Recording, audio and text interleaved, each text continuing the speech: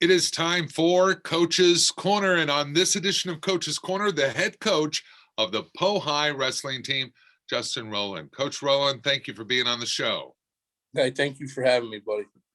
The wrestling team, they've waited for their opportunity to compete at regionals. It was supposed to be last week, and then, of course, because of the weather, it was postponed.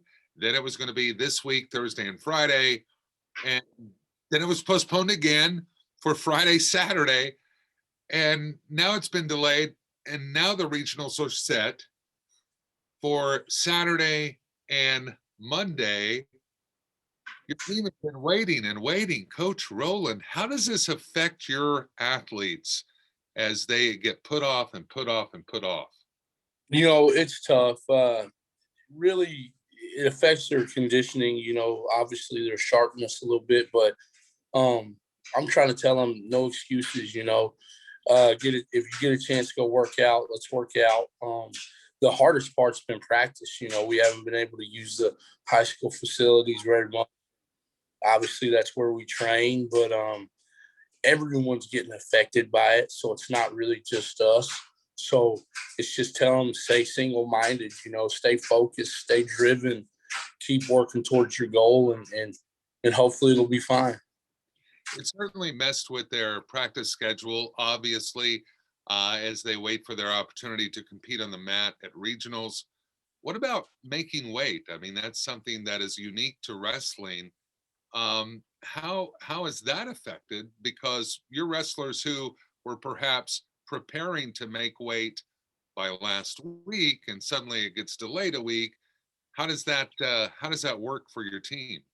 Well, for us this year, we're pretty fortunate. We don't have a ton of guys getting a bunch of weight off. I think Jack Swinson at 120, Landon Newland at 182. They're probably getting the most weight off, but it definitely plays into it, you know, because you want to be in good condition, you know, and if you cut that weight wrong or get that weight off wrong, it's going to affect your performance. You know, 6 minute match is a long time for somebody to be in your face. So not just getting the weight off, but getting the weight off the right way and being physically conditioned enough to go 6 minutes. But I think really when you really get into the weight and you understand what's going on, it's more so what you drink, you know, the right time to get that weight off and what you eat. As long as you eat healthy, you're going to continuously be able to eat and manage your weight. And that's the hard part for these kids right now is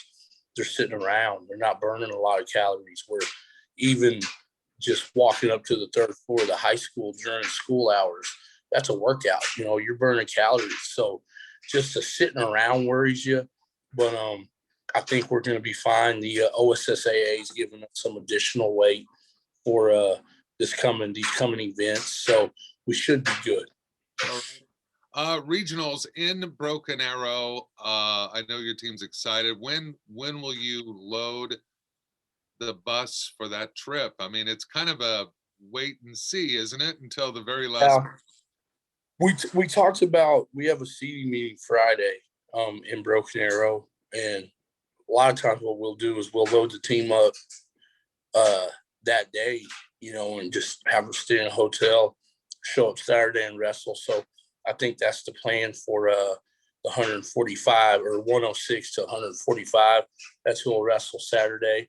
And then probably stay in a hotel Friday night, get up there, wrestle, get it knocked out, come home, have Saturday off or have Sunday off, practice with the big guys, and then take them up there Monday.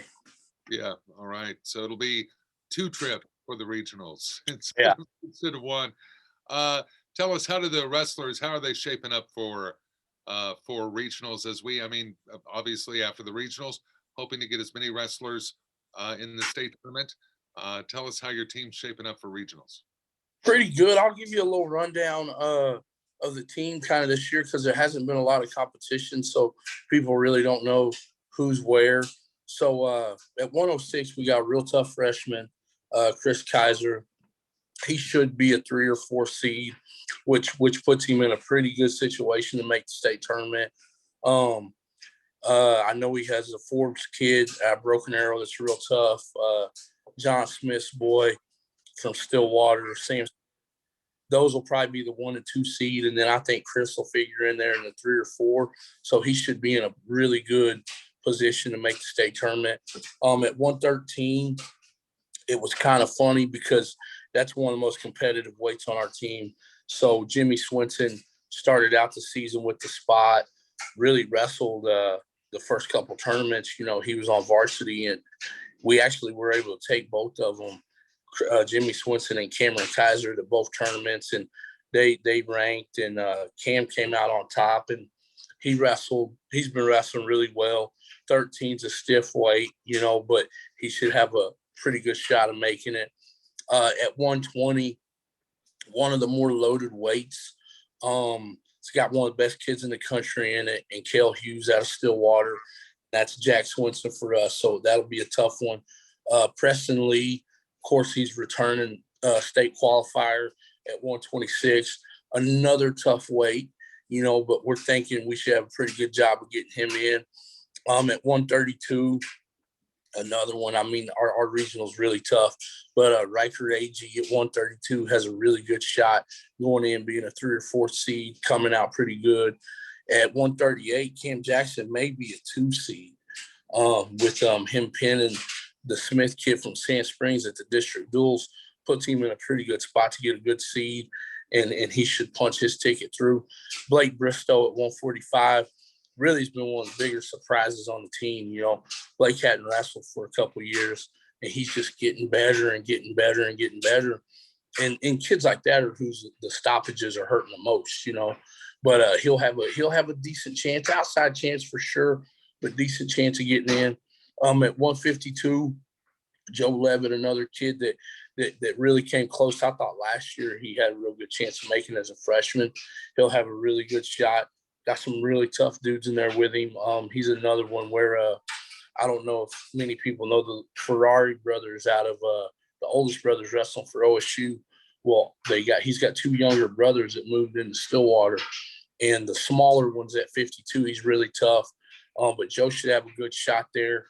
At 160, Raiden AG, tough, because if we had a full year, I would guarantee you that he's going to make the state tournament at 160.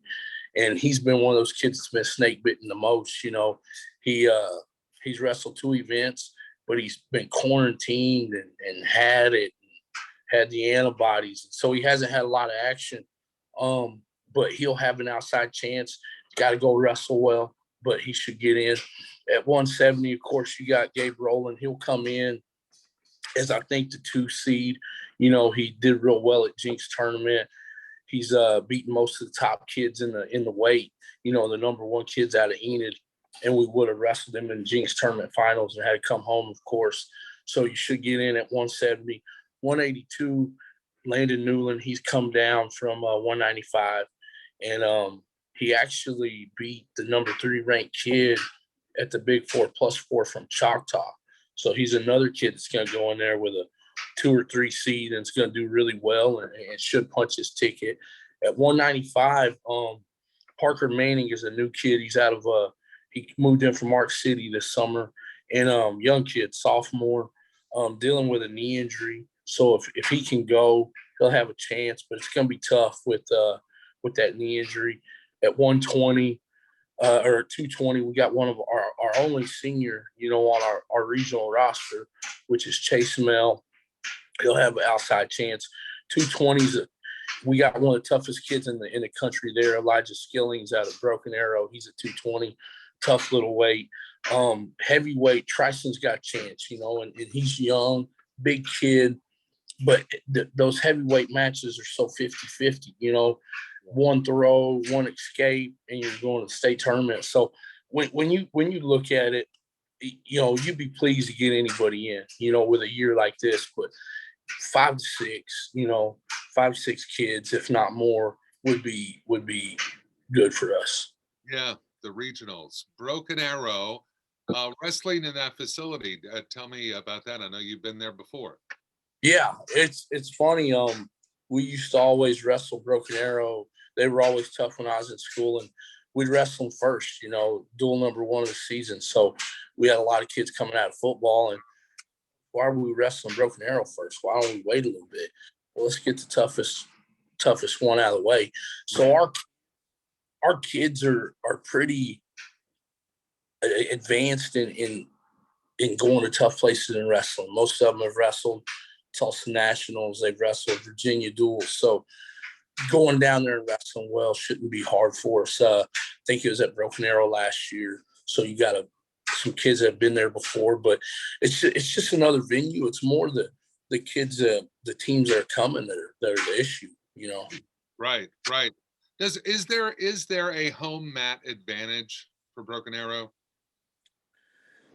Gotta be, right, especially Yeah. when it's full. When it's full and they can bring their whole collection of fans, for sure. It's hard for parents to get off work in today's age at 10 o'clock, 10 a.m. So you're not going to get your fan support probably till Saturday night. Well, you got to make it to Saturday night on a regular basis. So Broken pack that place full of their own fans, and it's one of those things where if we can ever get to where we can host a regional, it's always good, to have that. I know this year Blackwell is hosting, and you got to think the whole town of Blackwell, if their COVID protocols allow them to get fans in, they're going to be there. So it's definitely an advantage. Very good. Well, the Pohai Wrestlers headed to Broken Arrow. The regionals right now, as of this taping, Saturday and then Monday, the Pohai Wrestlers will go over on Friday, stay the night, wrestle on Saturday, come home, have Sunday off, and then go back to Broken Arrow for the last day of regionals on Monday. And we'll visit with Coach Roland again right here next week on Coach's Corner. Coach, thanks for being with us. Hey, no problem, man. Have a good day.